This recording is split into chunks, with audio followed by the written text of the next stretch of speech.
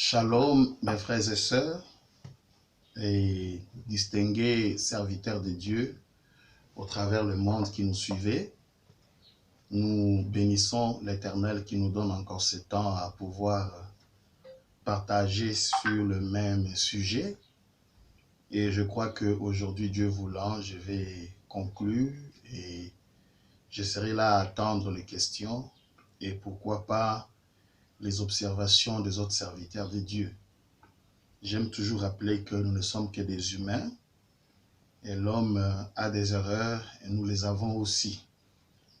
Donc toute observation, toute correction dans le sens de nous aider à nous corriger, à revoir notre position, conformément au message de l'heure, cela sera vraiment bienvenu.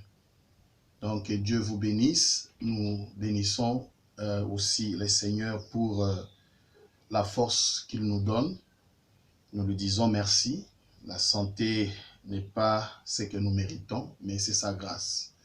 Merci aussi à notre frère journaliste Collins qui prend de son temps pour nous écouter, nous permettre à exposer et être suivis au travers le monde.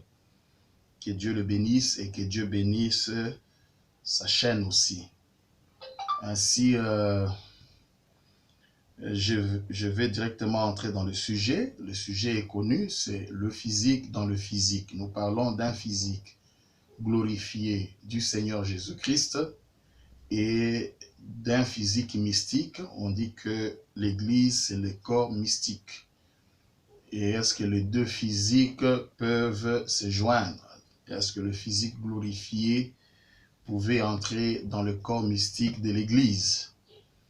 Et je crois que dans mon exposé de la fois passée, nous sommes restés sur, nous avons parlé sur nos deux propositions qui se trouvent dans la citation que je veux relire tout à l'heure. C'est dans « Quand leurs yeux s'ouvrirent », prêché le 20 avril 56, paragraphe 55, il est dit ceci: « Eh bien, s'il est le même hier, aujourd'hui, éternellement, et s'il a dit « Je viens de Dieu et je retourne à Dieu », et puis quand il était ici sur terre, il était un homme dans la chair. Quand il est retourné, son corps physique est allé dans la présence de Dieu et il est redevenu la lumière. » C'est cette phrase-là. Son corps physique est allé dans la présence de Dieu et il est redevenu la lumière. Nous avons parlé de propositions indépendantes coordonnées. Et ici, pourquoi coordonner et non juxtaposer? C'est parce qu'il y a la présence d'une conjonction de coordination qu'on appelle « et ». Et. Donc, le « et » là, c'est une conjonction liant deux actions. Et nous avons dit la fois passée que cette phrase parle de deux actions distinctes qui parlent de la même personne, mais pour les deux aspects de sa dualité. Parce que la difficulté majeure que nous avons dans ces sujets, c'est de manquer de considérer l'état double du Messie Jésus. Lorsque on manque, on ne peut pas considérer cette dualité, il est difficile d'arriver à une solution, à une compréhension. Donc, il y a une proposition qui dit que son corps physique est allé dans la présence de Dieu. Et il y a aussi, il est redevenu la lumière. Nous avons dit que les deux là, proposition, les deux concernent le Jésus esprit et le Jésus homme qui formaient tous un seul Jésus. Et nous avons vu que une partie, nous l'avons dit d'ailleurs avec la même citation, son corps est allé d'abord dans la présence de Dieu, ça c'est une action, et il est redevenu la lumière. Et dans une autre citation, il est dit, et Paul l'a vu sous forme d'une lumière. Ces deux propositions concernent les deux aspects de la dualité de Jésus et concernent deux dimensions différentes. Son corps physique est allé dans la présence de Dieu. On parle du ciel, le trône, et il est redevenu la lumière. Et dans l'autre citation, quelqu'un l'a vu, c'est sur la terre. Paul l'a vu sur la terre. Et nous avons lu la proposition qui concernait une partie du contrat assise à la droite au ciel dans la foi d'Abraham, du 15 avril 59, paragraphe 72. Car la Bible dit qu'il est le souverain sacrificateur maintenant même. L'autre partie de l'alliance assise à la droite. Voilà la citation. L'autre partie de l'alliance assise à la droite. À la droite, il n'y avait pas l'entièreté de l'alliance. À la droite, il y avait une partie de l'alliance. Laquelle? C'est la partie que Dieu a prise, la partie homme. Et il a dit, nous l'avons aussi lu dans la postérité d'Abraham, du 23 avril 59, paragraphe 51. Voyez-vous ce qui s'est passé? Suivez. Dieu, à travers la postérité d'Abraham, a amené Christ au calvaire. Il a coupé en deux. Il a séparé l'âme du corps et il a ressuscité le corps et a pris cette partie de l'alliance et l'a placée à sa droite. Il n'a pas pris la totalité de l'alliance, il a pris une partie. À la droite, il y avait une partie. Et Dieu a pris l'homme, il a donné à l'Église l'esprit. Et l'autre proposition, c'est sur la terre où on l'a vu comme lumière. C'est le Logos qui est comme lumière. C'est l'âme de Jésus. Et nous l'avons toujours lu dans la foi d'Abraham du 15 avril 59 au paragraphe 77 ou 77. Ici, il est montré, Branham en train de faire le miracle, en train même de discerner. Et voilà comment il conclut après le discernement. Il dit ici même, assis ici même, vous souffrez des reins. Cet homme est inconnu. Il souffre très atrocement des reins, surtout. Le médecin vous a abandonné. Il n'y a pas d'espoir. Est-ce c'est vrai? Si c'est vrai, levez la main.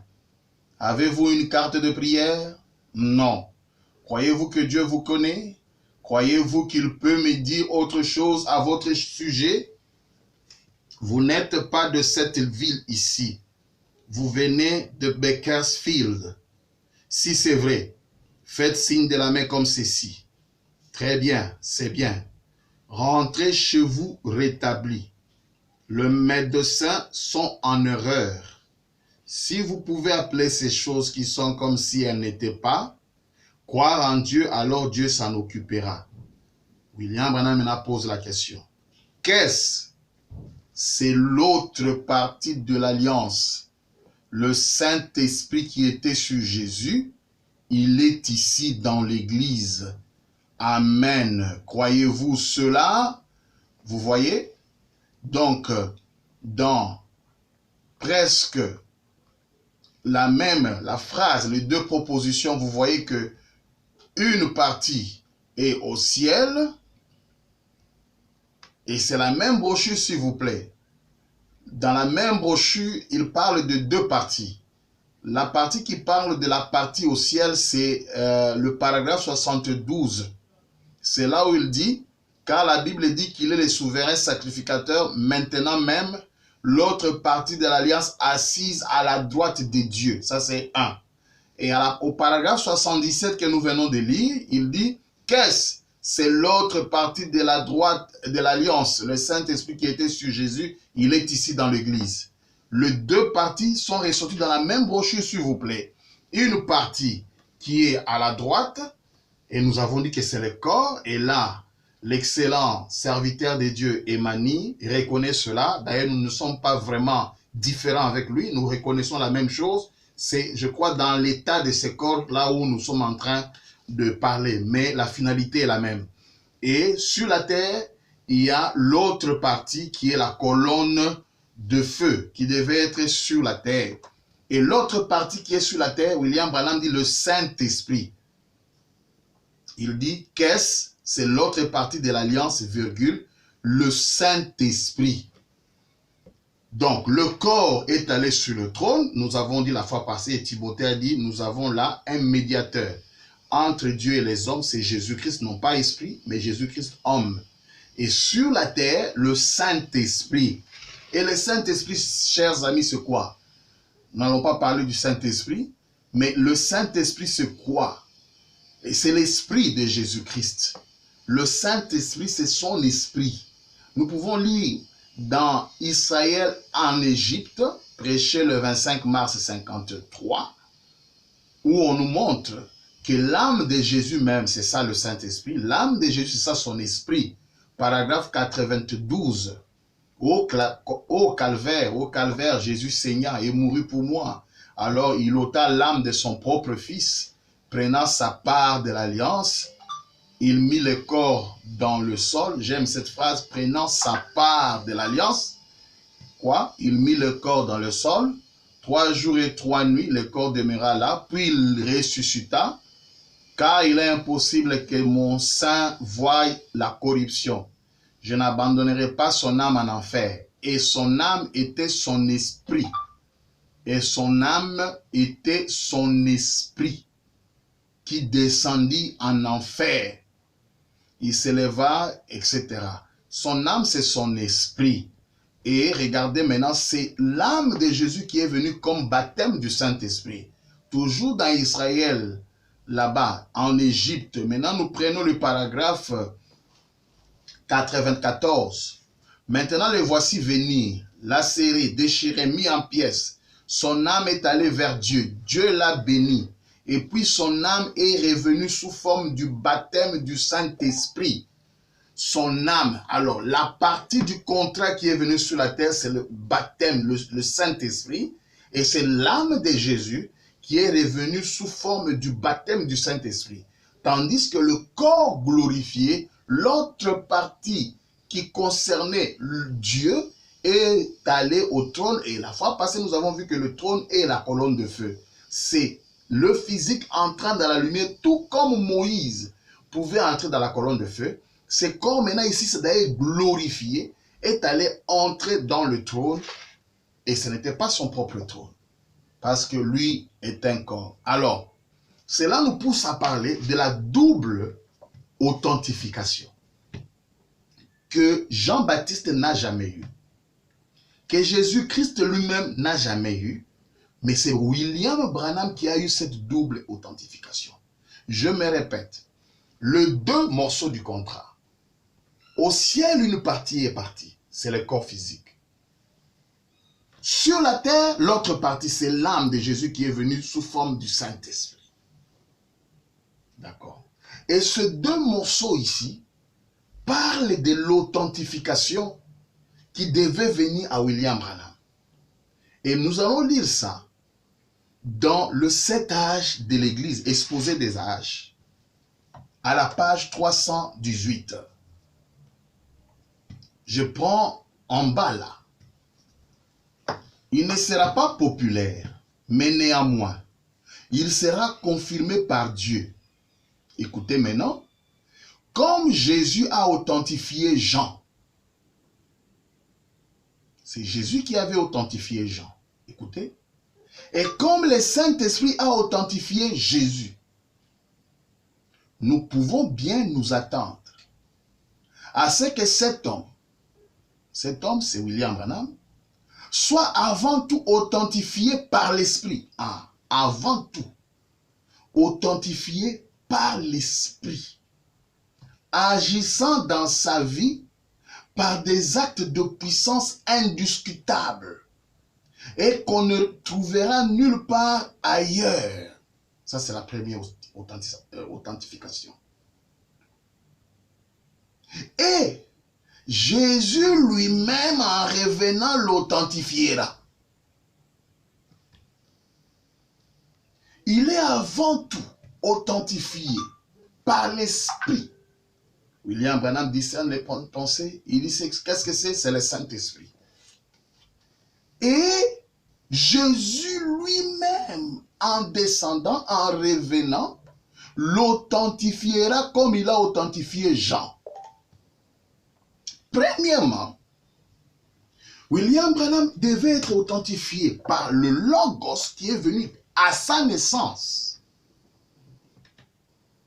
L'esprit, qui est l'autre partie du contrat, qui devait rester avec l'Église. Et l'Église n'est pas tout le monde, n'est-ce pas? L'Église est un individu. Et cette partie, d'abord, l'esprit devait authentifier William Marion Branham. Et Jésus lui-même, en revenant, l'authentifiera. Deux authentifications. Premièrement, la colonne de feu l'a authentifié le jour même de sa naissance. L'esprit, une partie du contrat. Et Jésus lui-même l'authentifiera comme il a authentifié Jean. Mais Jean n'a été authentifié qu'une seule fois. C'était Jésus quand il est descendu. Jésus n'a été authentifié qu'une seule fois. C'est quand le Saint-Esprit est venu au Jourdain. Mais William Branham a été authentifié à l'an 1909 par la colonne de feu.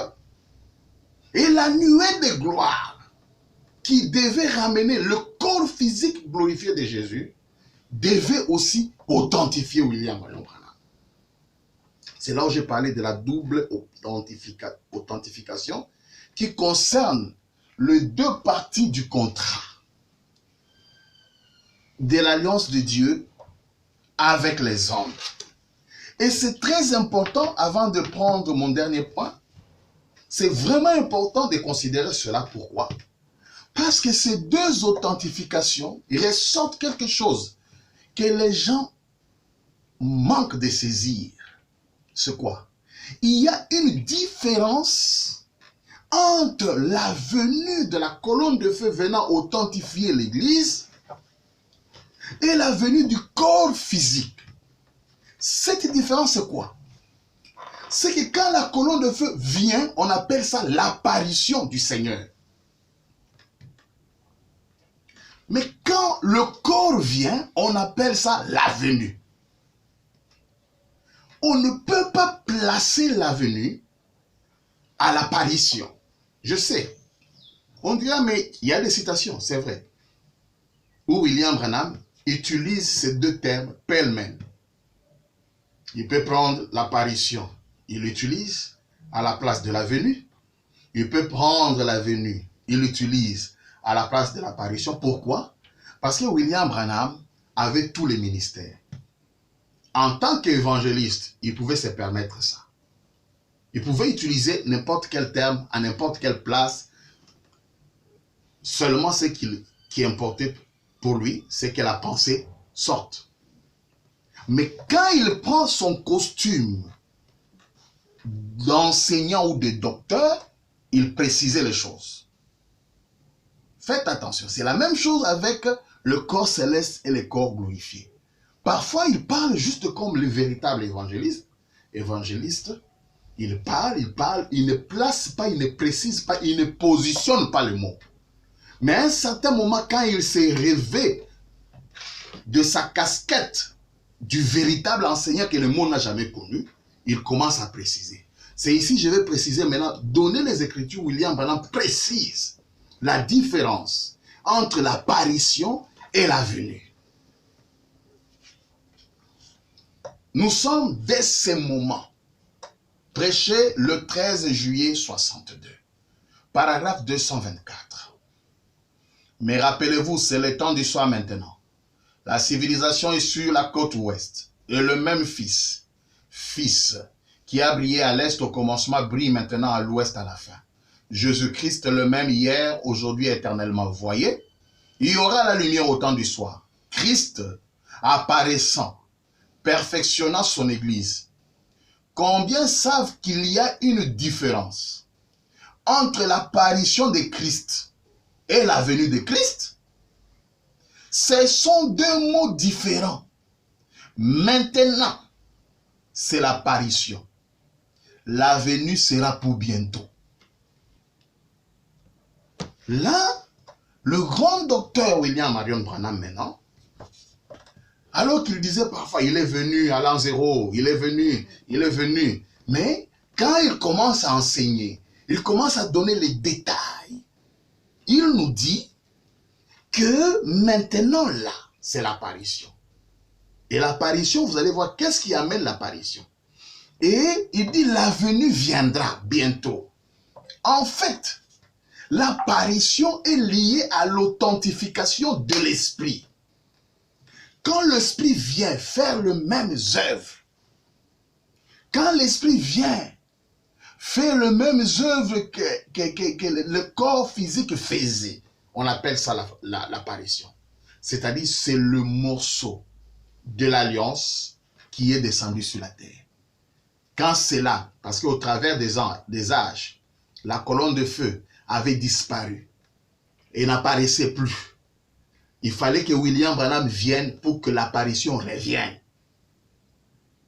Alors, quand c'est la colonne de feu qui vient, l'esprit qui agit, c'est ça l'apparition. Donc l'apparition, retenez ceci, est liée au Saint-Esprit. Je veux dire, la manifestation du Saint-Esprit dans l'Église, c'est ce qui est appelé l'apparition. Lisons William Marion Branham. Jésus-Christ est le même hier, aujourd'hui, éternellement. Paragraphe 82. Prêché le 18 juillet 62.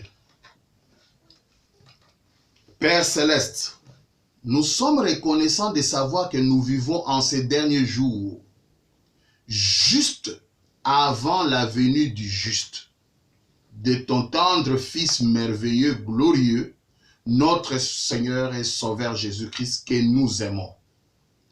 Et nous savons que la Bible parle d'une apparition avant la venue. Il y a une grande différence entre le mot apparaître puis venir. Lisons encore. Dans la prédication ce mois, n'ayez pas peur. Il a prêché le 11 juin 62, paragraphe 81. Vous savez, il y a une différence entre l'apparition de Christ et la venue de Christ. Ce sont deux mots tout à fait différents. Il est en train d'apparaître maintenant dans son Église. Nous le voyons. Nous savons que celui, c'est le Saint-Esprit. Voyez, nous savons que c'est ça. Bon, nous croyons que le Saint-Esprit est Dieu. La colonne de feu est Dieu. Depuis la naissance, Dieu est descendu. Mais il n'est pas descendu avec le corps glorifié. Et ça, c'est l'apparition. Il est descendu, il est revenu en scène parce qu'il n'était jamais monté. Nous disons que la colonne de feu a été crucifiée dans les âges sombres. La colonne de feu a été chassée de l'église. Paul, quand il a vu la colonne de feu sur la route de Damas, cette colonne de feu était là, mais au travers des âges sombres, on a chassé le Saint-Esprit. William Branham dit, le chêne ecclésiastique l'a barricadé dehors. C'est comme ça qu'on ne pouvait plus voir la colonne de feu. Mais quand William Branham vient, à sa naissance, la colonne de feu est réapparue. Et c'est cela le Saint-Esprit qui est l'apparition. Rien à voir avec la venue du corps. L'apparition vient toujours en premier et la venue après. Lisons encore. Jéhovah Jireh 2, prêché le 6 juillet 62, paragraphe 173, je prends aussi 174. C'est la fin de l'attente de la sémence royale. Il est ici, virgule, c'est l'apparition de Christ. Avez-vous déjà essayé de faire la différence? Il y a un passage dans la Bible, vous savez, je n'ai pas le temps d'aborder cela. Il est parlé de l'apparition de Christ et ensuite, donc là, ce qui vient après, et ensuite la venue de Christ. Ce sont deux choses tout à fait différentes. L'apparition et la venue. Il continue. Il apparaît maintenant, œuvrant parmi nous sous forme du Saint-Esprit. Pour parfaire l'Église, elle doit l'être. Œuvrant parmi nous sous forme du Saint-Esprit. Je dis, l'apparition est liée à la partie de la dualité qui est l'Esprit. Vous allez voir que la venue, par contre, est liée au retour du corps physique. Vous voyez que la dualité va avec nous depuis la naissance jusqu'à la seconde venue. Regardez, lisons encore. William Branham nous dira, l'apparition, c'est ce qu'il appelle encore l'avènement. Parce que quelqu'un dira, comment il peut apparaître sans venir? Ça, c'est Branham. On croit ce que Branham dit. Quand vous posez cette question, vous vous embrouillez vous-même. Vous voyez? Branham dit, avant tout, c'est l'apparition. Et après, c'est la venue. Et l'apparition, c'est quand le Saint-Esprit agit dans l'Église. Et cette apparition, William Branham appelle ça ailleurs l'avènement. Lisons. Nous sommes dans l'évangélisation au temps de la fin. Paragraphe 50. C'est la même chose aujourd'hui. Lorsque vous voyez son œuvre, quoi? Les miracles qui sont faits. Maintenant, nous avons déjà vu et nous témoignons de l'avènement du Seigneur. Maintenant, rappelez-vous, avènement et venue, ce sont deux mots différents. Avènement, virgule, et ensuite venue. Maintenant, c'est l'avènement, virgule. Maintenant, écoutez, il lit ça avec l'apparition. Il est déjà apparu dans ces derniers jours. Vous voyez, avènement, il est déjà apparu.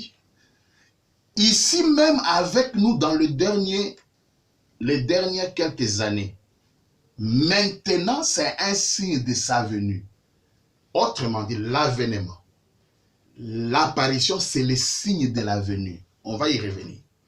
Il apparaît dans son église sous la forme du Saint-Esprit, montrant que c'est lui. Car les gens ne peuvent pas faire ces choses que vous voyez le Saint-Esprit faire. Ainsi, cela est l'avènement du Seigneur. Maintenant, rappelez-vous, il est dit aux deux endroits, avènement et venue.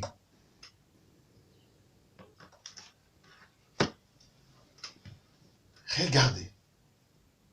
Lorsque nous réalisons la citation, la foi d'Abraham, là que nous avons lu, la foi d'Abraham, quand il a discerné, il a dit c'était quoi? Nous réalisons, paragraphe 77, il dit, ici même, assis ici même, vous souffrez de reins. Cet homme est inconnu. Il souffre très atrocement de reins. Surtout, le médecin vous ont abandonné. Il n'y a pas d'espoir. Et c'est vrai.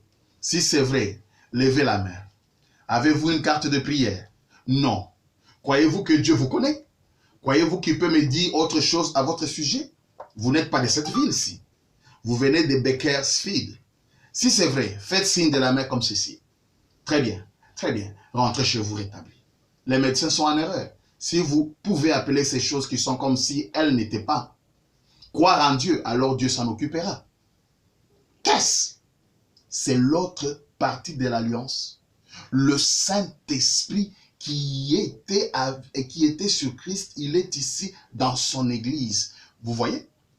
L'autre partie de l'alliance, c'est ça le Saint-Esprit. Et quand le Saint-Esprit vient œuvrant dans l'église, on appelle ça avènement, on appelle ça apparition.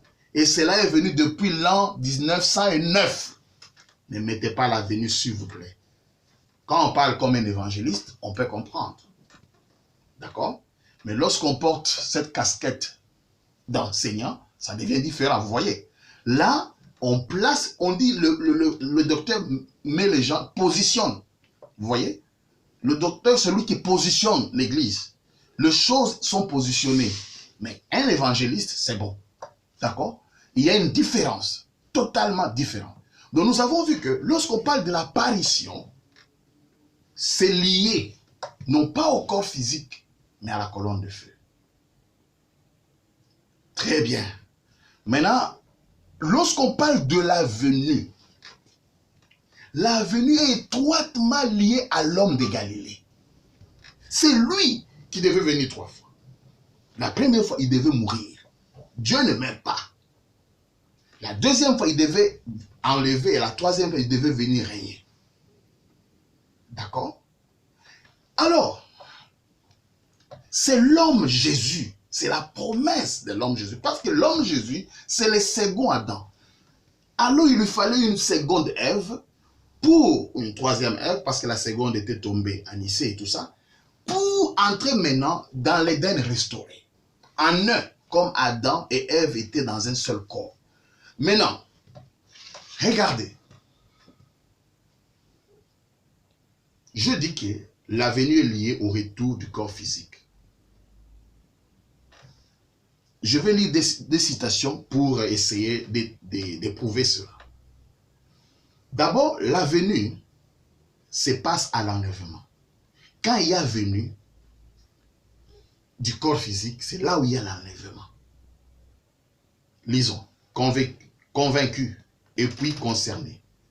Prêché le 21 mai 62. Nous sommes au paragraphe 60. Remarquez, il y a une très grande différence entre le signe de l'apparition de Jésus et puis la venue de Jésus. Ce sont deux mots différents qui signifient deux choses différentes. L'apparition du Seigneur et la venue du Seigneur. Bon, l'apparition du Seigneur, c'est maintenant. Quand il apparaît parmi son peuple,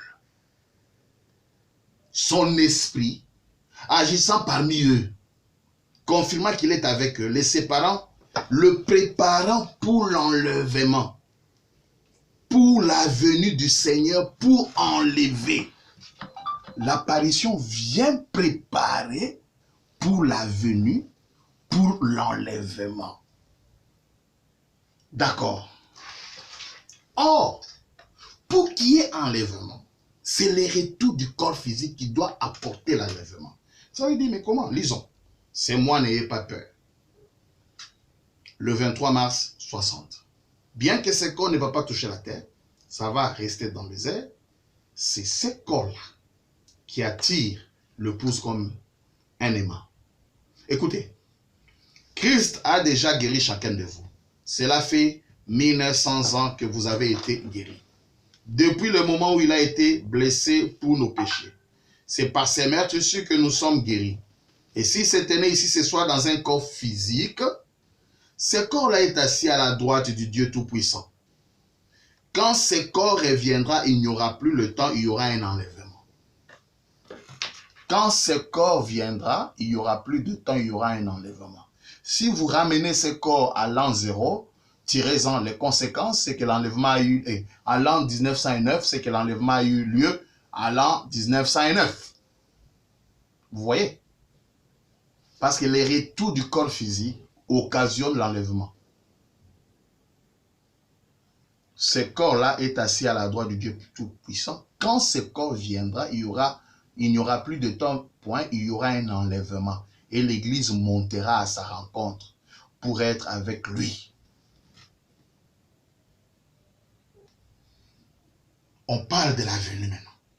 Là, ce n'est plus les œuvres, ce n'est plus l'esprit, ce n'est plus la première authentification. Il sera authentifié premièrement par l'esprit. Et c'est ce que les gens confondent, que Christ est venu à l'an 0. Ça, c'était la colonne de feu. C'est Dieu. Regardez. Quand Dieu a quitté, a séparé Adam et Ève, c'était la colonne de feu. C'est la même colonne de feu qui est venue avec Ève maintenant qu'il a fait. C'est toujours le même Dieu. Mais la colonne de feu n'est pas Adam. C'est ça que les gens ne veulent pas comprendre. Et qui est le second avant Adam? C'est la colonne de feu.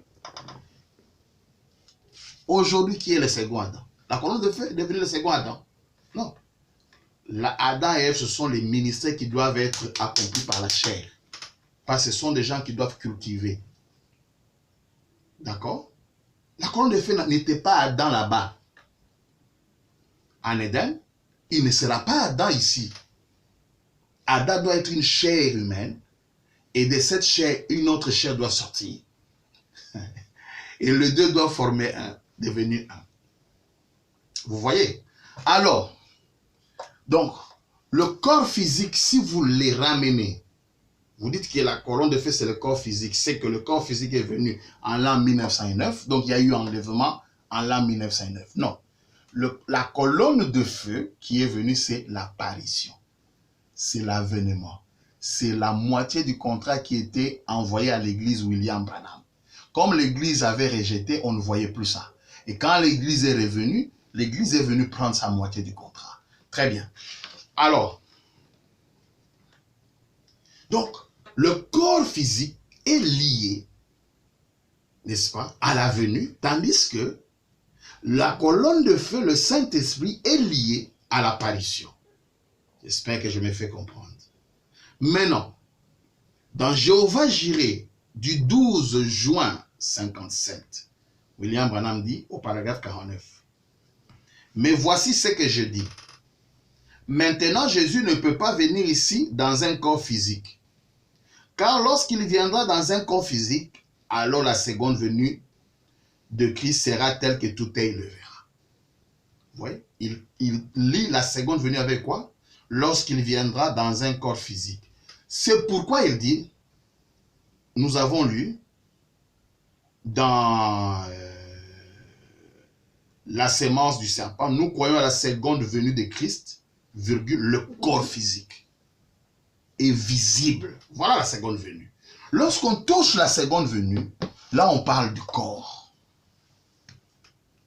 Sinon, nous allons faire des Branham un comédien, au même titre, je ne sais pas, comme Louis de Funès ou Gandia, ou je ne sais pas qui. La colonne de feu est déjà là, et la colonne de feu lui dit que je suis venu auprès de toi pour que tu prépares la seconde venue, alors qu'il est déjà venu.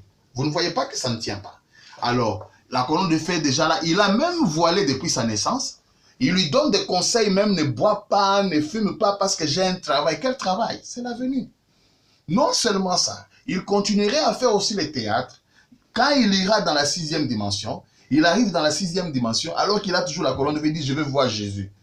Et ces gens-là entrent aussi dans son théâtre pour lui dire, non, Jésus est encore plus haut, un jour il viendra à toi.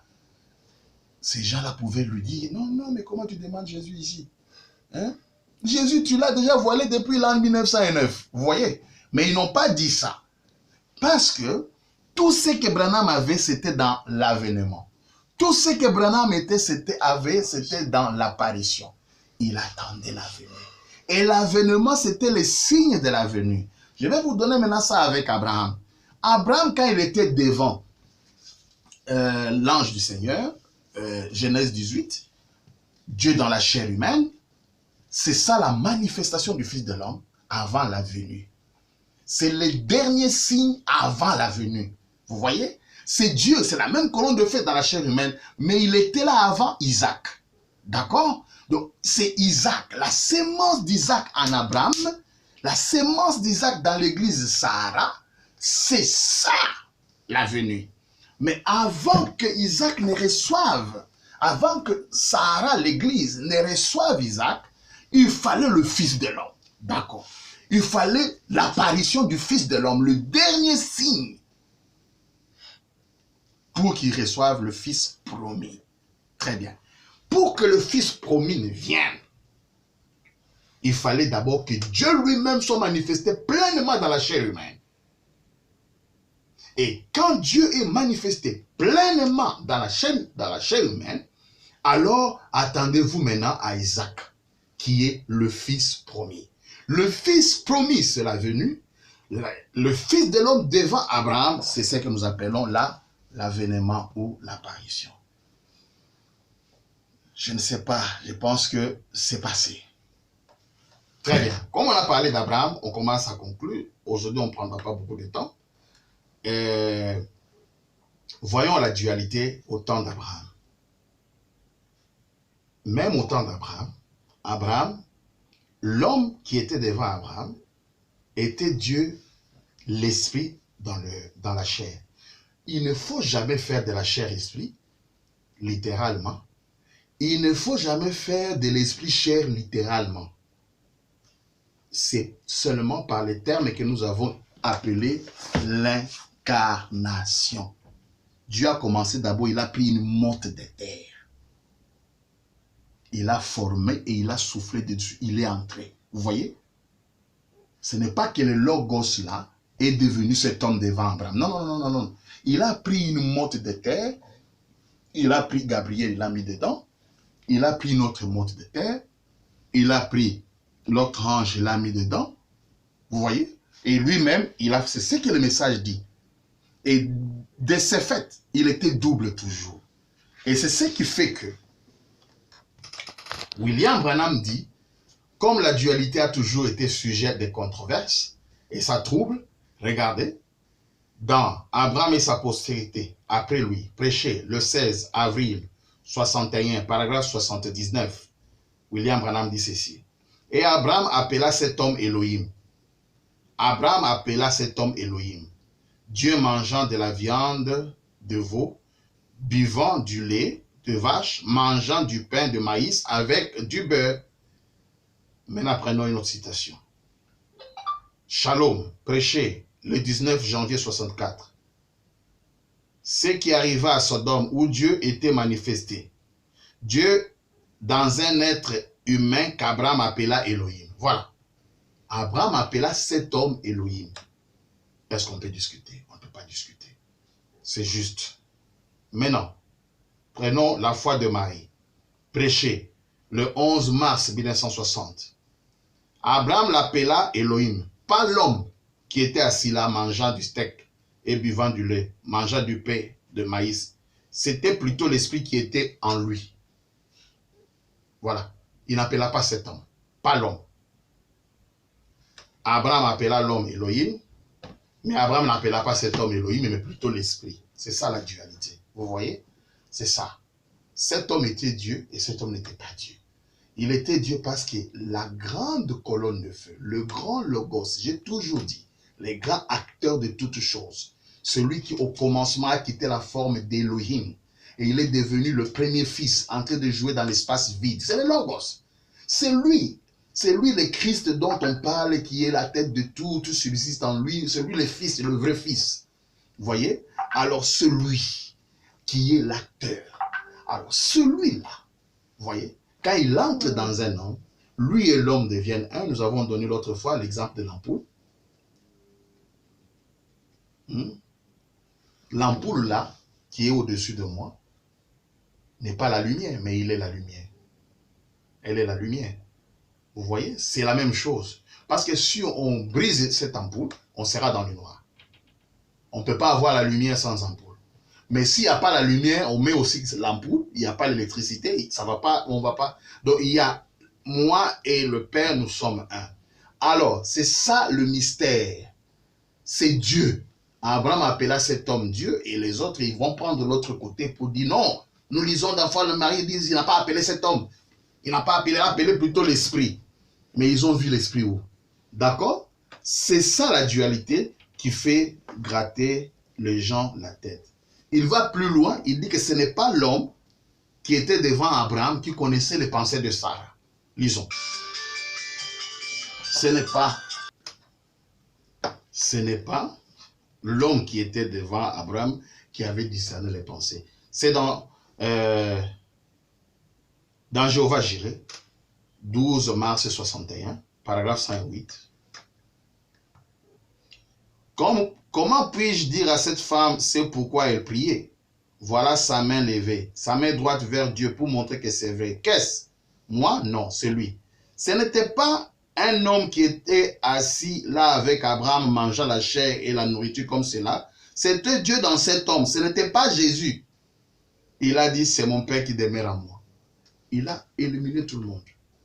Il commence par lui-même. Relisons. Comment puis-je dire à cette femme, parce qu'il avait, prenons dès le début, que pensez-vous de ces mal de cou, madame? Pensez-vous que le Seigneur guérira cela et le rétablira? Il l'a fait. Je ne l'ai jamais vu de ma vie. Vous m'êtes parfaitement inconnu. Est-ce vrai, madame? Levez la main. Mais vous êtes assise là, en train de prier, n'est-ce pas? C'est vrai. Seigneur, que ce soit moi. Vous priez, vous dites, Seigneur, que ce soit moi. Comment puis-je dire à cette femme ce pourquoi elle priait? Voilà sa main levée. Sa main droite vers Dieu pour montrer que c'est vrai. Qu'est-ce? Moi? Non. C'est lui.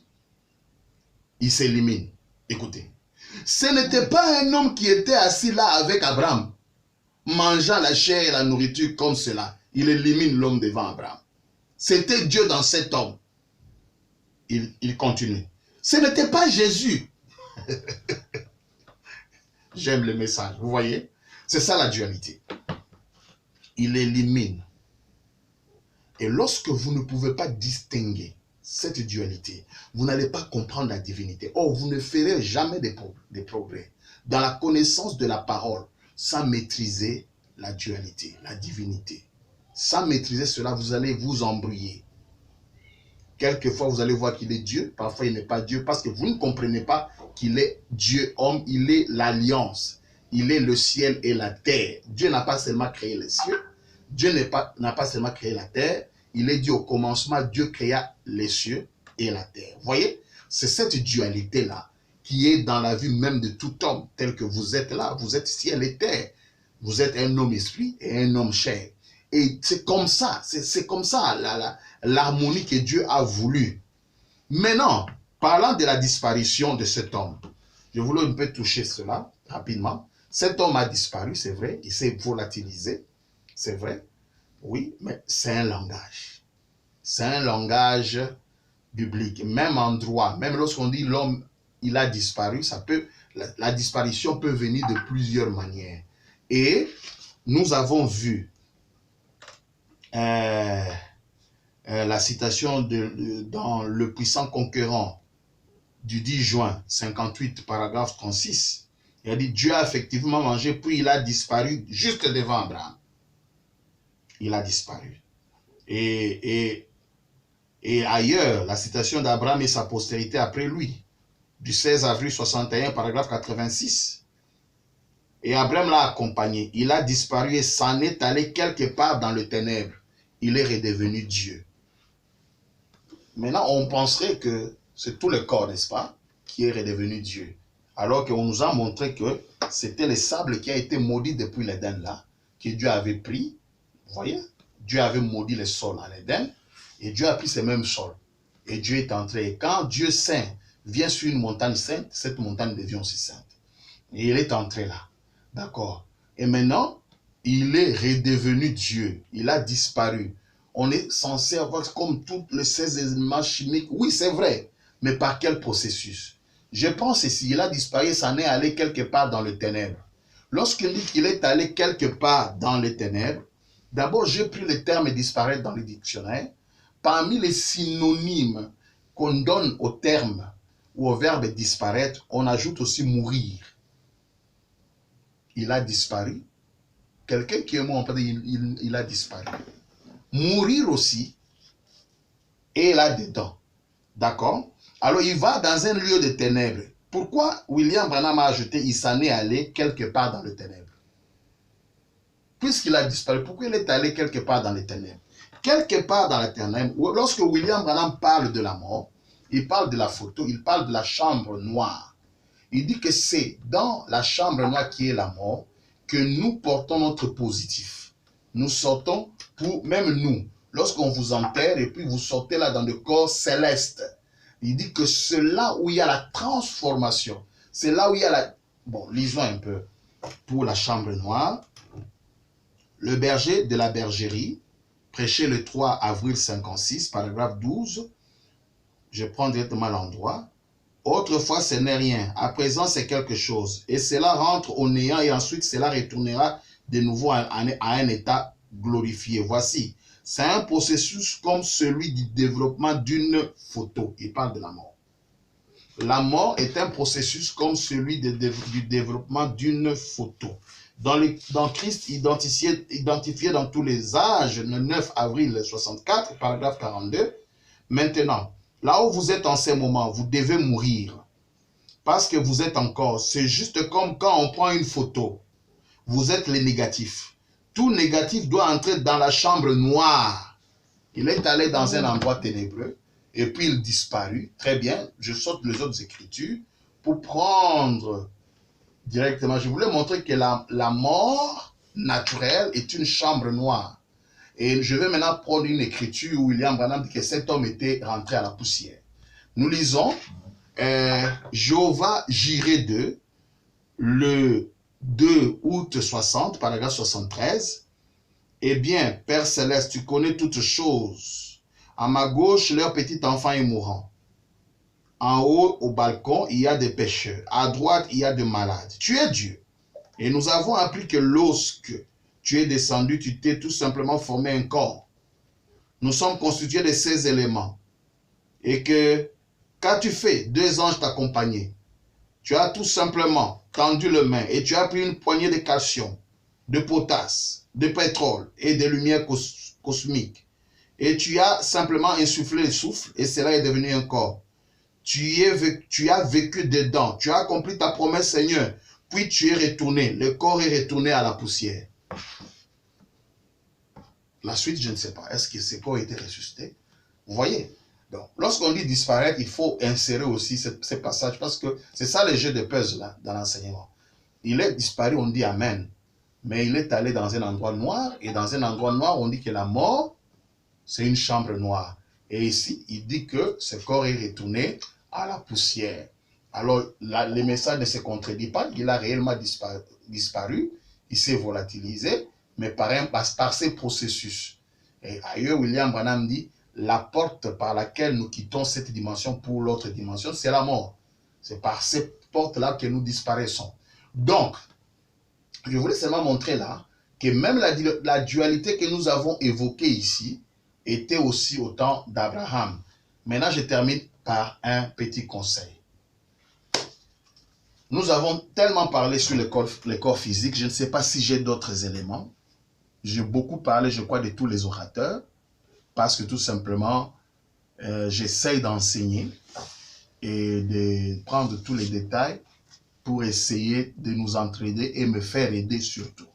Alors, j'ai beaucoup parlé. Je crois que tout ce qui était dans mon cœur sur ces sujets, en tout cas, vous n'avez qu'à suivre. J'ai au moins dans la chaîne de notre frère Conlis, je peux avoir 10 posts, 10 vidéos où je ne parle que de ces sujets. Si vous prenez cela, vous écoutez, je crois que vous allez voir là où nous sommes un peu trompés et là où nous avons donné des choses qui peuvent vous aider.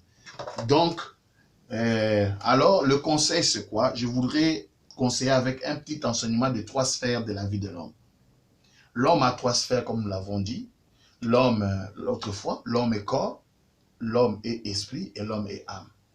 Et William Branham dit, le corps a 5 sens. Toucher, odorat, vue, quoi encore? Oui, écoute, n'est-ce pas? Et le goût, 5 sens. L'esprit aussi a 5 sens. Il parle de l'imagination, raisonnement, sentiment. J'ai des écritures, mais vous connaissez, 5 sens. Et William Branham dit, l'âme n'a qu'un sens. C'est soit la foi, et soit l'incrédulité. Et nous avons vu avec vous, dans ces exposés, que l'âme n'est que la nature de l'esprit. C'est ce qui fait votre vous. Maintenant, William Branham ne nous demande pas de comprendre la parole.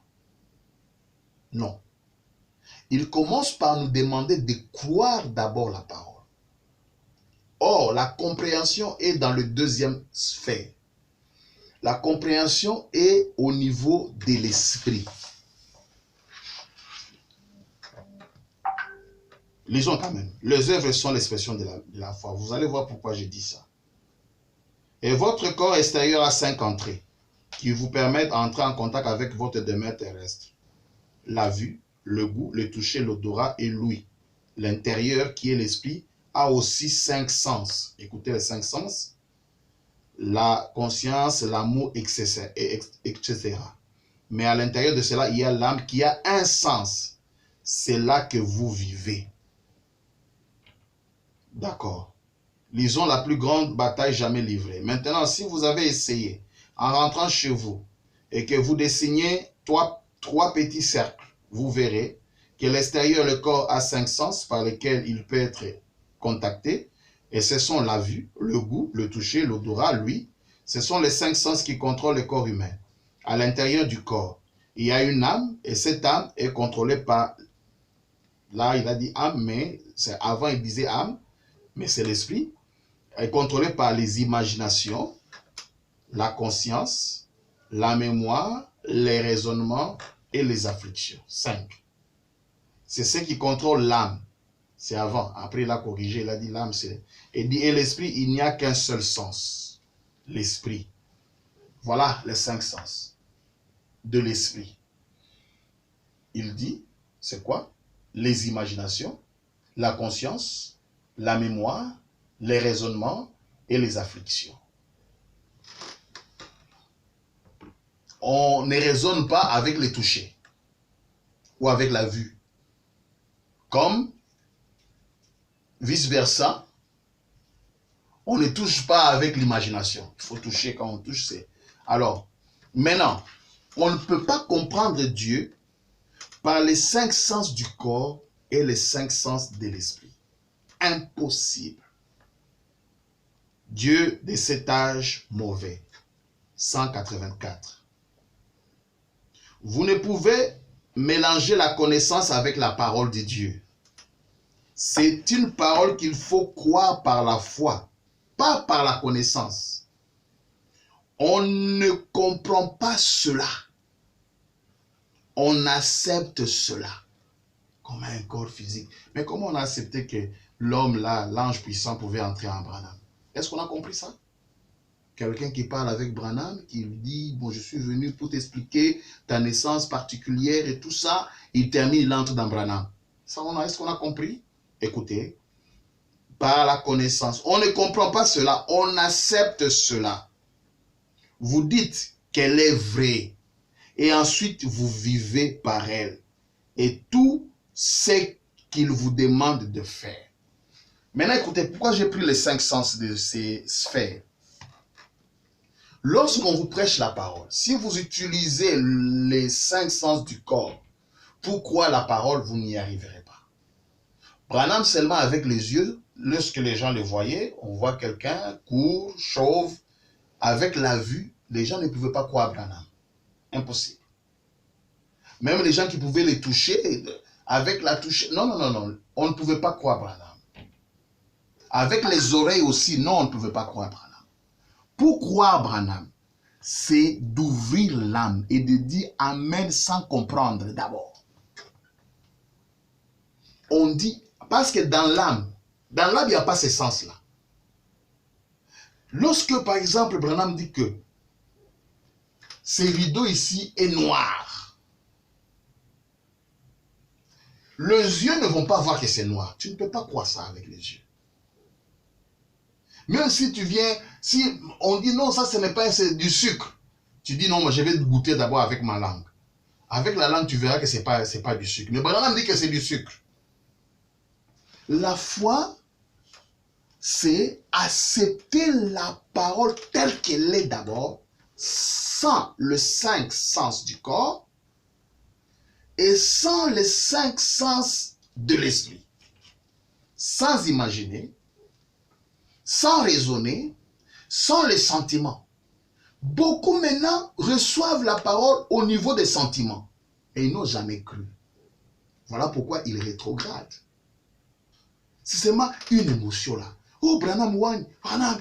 Non, c'est pourquoi ils reculent. Après quelques jours, ils vont se repentir quelque part.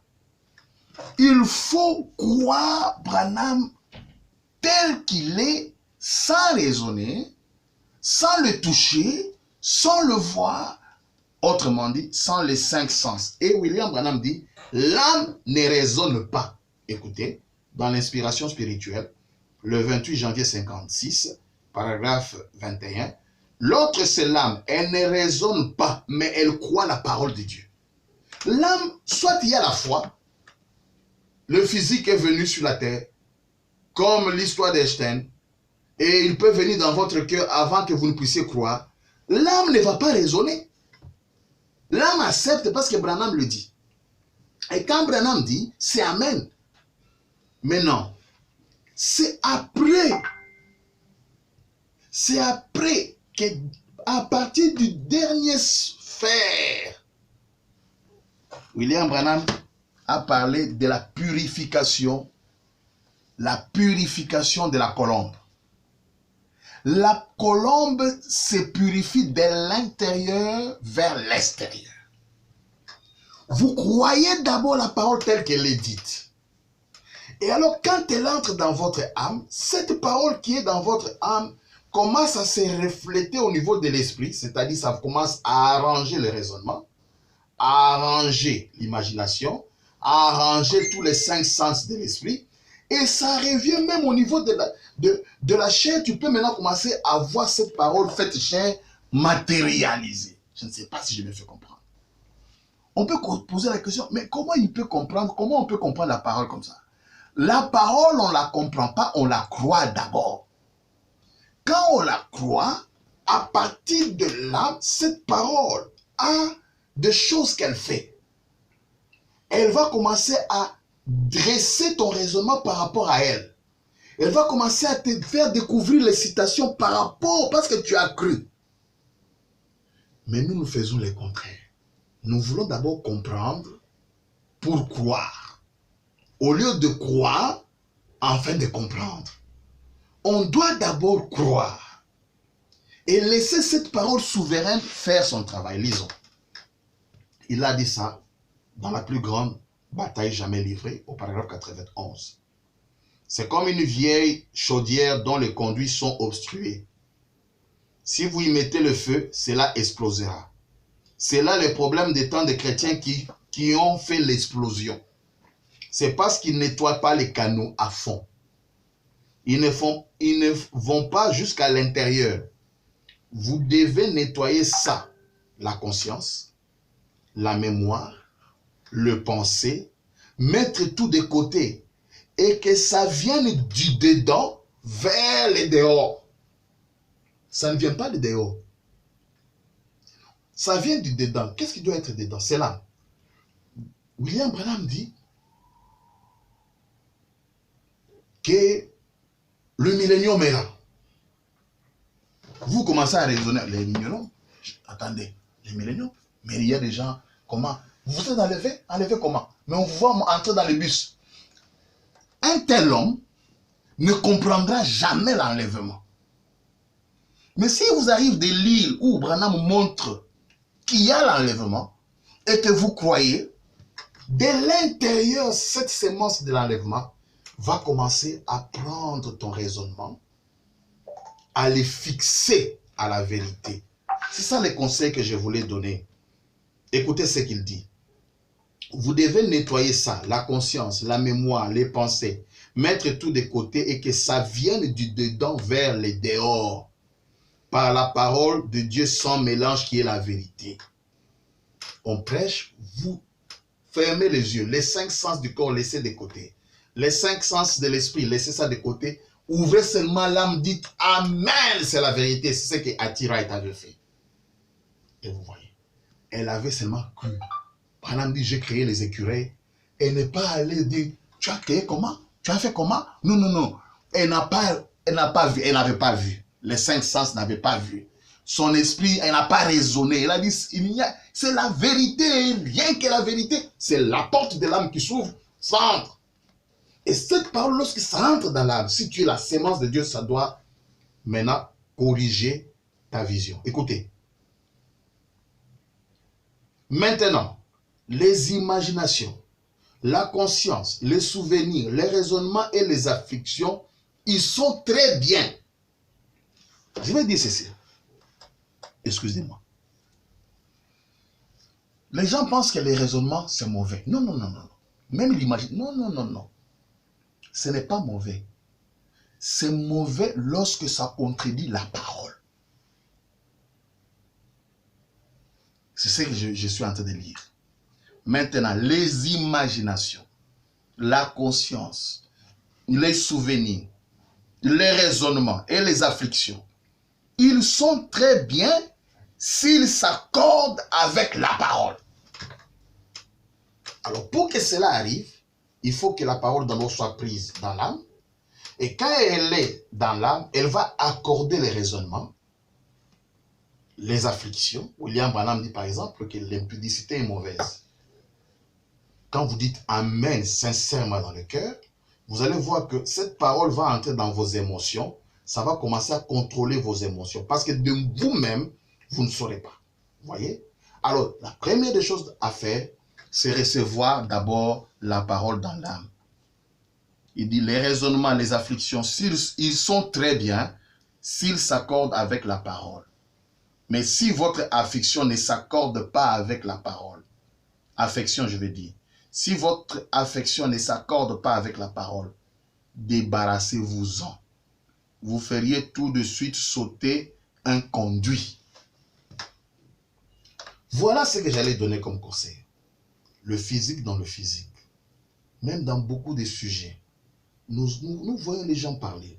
Il y a beaucoup de doctrines qui circulent, qui sont véhiculées. Mais les gens préfèrent prendre les raisonnements tout simplement parce que la citation complique. Le corps physique est allé sur le trône. Au lieu de dire Amen d'abord et d'accepter ça, on commence à dire, est-ce que le trône là c'est une chaise? Est-ce que Dieu a une chaise au ciel? Est-ce que Dieu a une main droite? C'est ça les raisonnements qui viennent à l'encontre de la parole. Mais quand William Branham dit le corps physique de Jésus est allé au ciel, c'est lui qui est bien enseigné, il dit Amen et il ne va pas contredire cela. Et c'est maintenant cette parole qui va commencer à dire voilà, ce n'est pas un corps naturel comme le nôtre, c'est un corps glorifié. Un corps glorifié peut apparaître et disparaître. Et l'intérieur commence à vous donner même les écritures, les citations, et vous aurez l'image convenable de ce que vous êtes en train d'étudier. J'attends donc les remarques, les questions. On ne saura pas tout finir, la parole est vaste, mais j'ai beaucoup parlé, il faut l'avouer. Et pour le reste, que Dieu bénisse tous ceux qui nous écoutent, qui nous suivent de loin, qu'il vous bénisse. Et je vous demande de considérer les conseils que je vous ai donnés, quelle que soit la citation que vous lisez, qu'elle soit contraire à votre foi, dites d'abord Amen.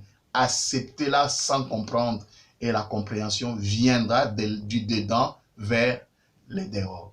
Que le Seigneur vous bénisse.